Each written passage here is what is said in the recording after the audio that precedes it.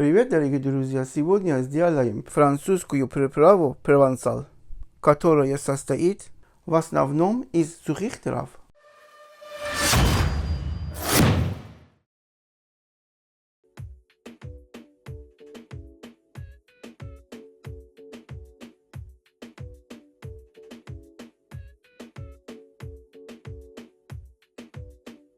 Две чайные ложки розмарина. 2 чайные ложки тимьяна. 2 чайные ложки базилика. 1 чайная ложка петрушки. 2 чайные ложки орегано.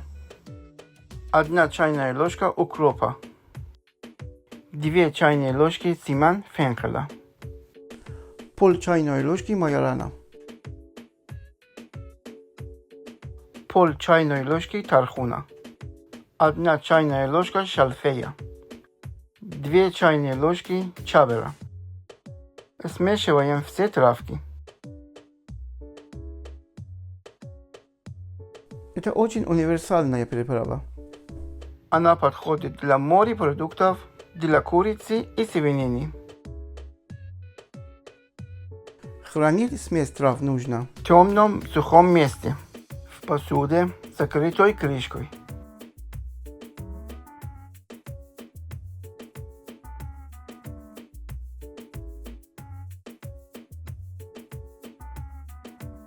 Если понравилось, лайк, подписка, колокольчик.